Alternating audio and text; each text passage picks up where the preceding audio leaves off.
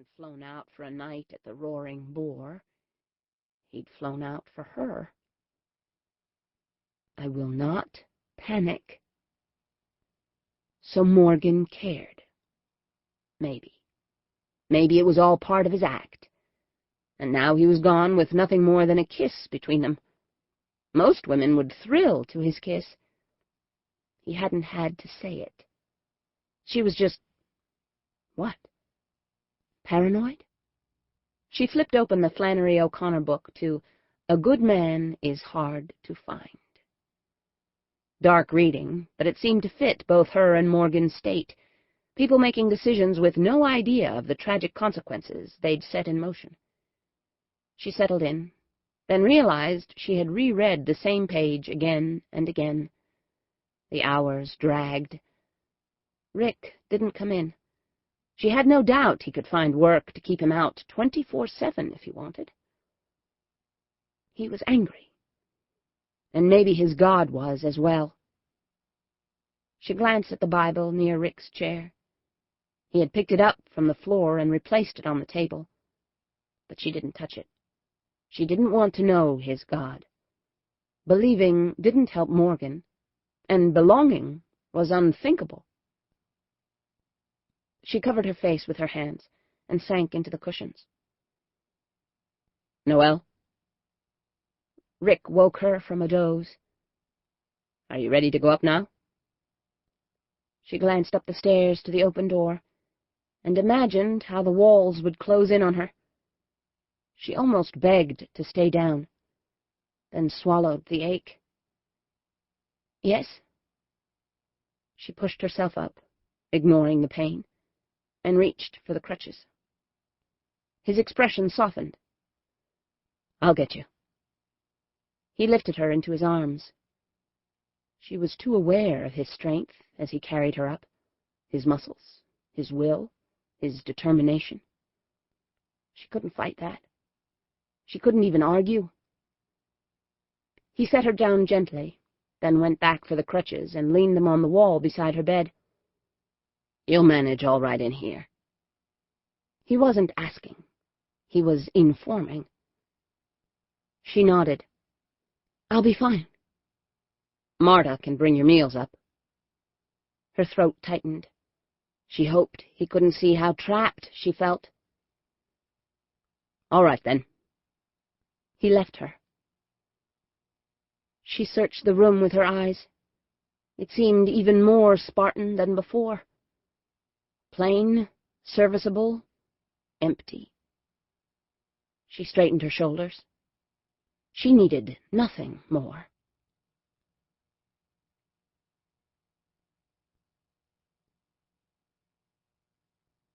Chapter 18. Cats! I can't believe I'm seeing cats! Jan's eyes actually shone from her sunken sockets. She'd washed her hair and agreed to wear the dress Michael provided.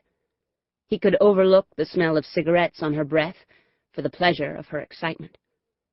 He didn't tell her that if she let him take care of her, she could see shows like this more often. He would let the experience speak for itself, as only cats might. Jan had loved the soundtrack since she was a little girl, crying when the old cat sang Memories. But she usually resisted any attempts on his part to lure her into theaters or museums or anything that smacked of culture. Sometimes Michael wished he hadn't done so well. Then maybe Jan wouldn't have chosen her sad existence for her own identity. But cats was too big a temptation for her to resist, and if she enjoyed it enough, maybe he could lure her with another. Broadway was magic, and some of the new shows would tickle Jan if she just gave it a try. It had to beat Getting High with Bud. He watched her throughout the show, held her hand when she cried through memories. She was so fragile, trying too hard and blowing it badly. Why couldn't she see? She was young enough he could make her over like Eliza Doolittle, introduce her to the new members of the firm. He could increase her life expectancy, her quality of life, 100-fold. But inside, she didn't trust him. Oh, he was the one she called when her car broke down or she couldn't make rent, but she had never really forgiven him for taking William's offer and leaving her behind. The difference in their ages would have caused a separation at some point, but not so soon as William's position had made it. She'd convinced herself she didn't need him, and what she did now was punish him. She knew her lifestyle hurt him, and she took adverse pleasure in wiping his nose in it. She did it to embarrass him as well, and to keep him from forcing her out of it. He could bodily remove her, lock her up, choose her clothes, her companions, follow William St. Clair's example. Only Jan wasn't compliant, as Noelle had been. Noelle. The evening crashed in on him. It should be Noelle at his side, glittering, drawing all eyes in the theater. He started to sweat, felt it beating on his forehead. It chilled in the air-conditioned auditorium and left him clammy. The show couldn't end soon enough. Jan glanced over as they stood to applaud. "That was tight, Michael. Made me glad to live in an alley. That's where life really happens." He wanted to slap her, frustrated at her stupidity. He pushed her out between the seats and gripped her arm through the chandeliered lobby. "Ouch! Where's the fire?" He loosened his grip. "Sorry." "I just can't believe I've seen Cats. I've loved it so long." "I know."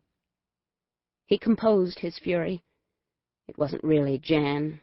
It was Mother and Noelle, and the pressure inside, as if he'd stepped on a mine, and one move would blow him to pieces. "I used to pretend I was a cat. You know that fire escape from our bedroom window?" "With a broken ladder?" She nodded. "But I'd climb up to that little ledge over the handrail. I even meowed, thinking another cat might come visit." It might have been a cute story, except the only cats that might have visited in that neighborhood were likely rabid. "Would you like to see another show?" She shrugged. "I don't care much for shows. Only Cats." "Want to see it again?" She hesitated on that one, then shook her head. "Nope." She swung her hips as 3 black men in tailored suits walked by, then sent them a glance over her shoulder. He didn't tell her. They were way out of her league. They took the taxi first to Jan's, so he could see her safely in. There was a light inside. "Did you leave that on?" She shrugged. "Probably Bud." She reached for the door. He caught her arm. "You don't know?" She smiled saucily. "Nice of you to be concerned, big brother, but I live here. It's no big deal." "Let me get you another place." He hadn't meant to push it tonight, but it was out now. "Nothing fancy. Just safe and clean. I like it here. Like I said, it's where life happens." "Death happens, too." To punctuate his words, sirens screamed by with lights skidding across the building walls. "Death happens everywhere." She pulled open the door and climbed out. "Thanks for the show." She walked away, singing memories.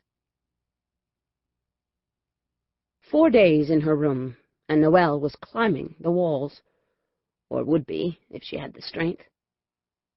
The doctor said her developed dance musculature would help the healing, but not to expect too much. Was it too much to hobble between the bed and the bath? She felt so weak, so trapped, and her mind was her enemy, wearing her down worse than broken bones and torn ligaments. She must get strong again. She must. She heard voices in the dining room below, Rick's and 2 others, the guests from Iowa. They were staying in the 3rd cabin, which she couldn't see from her window. She thought maybe Rick knew them. There seemed to be more camaraderie than usual in their discourse. They had nice voices. The woman laughed a lot, and Rick laughed with her. Noelle hadn't heard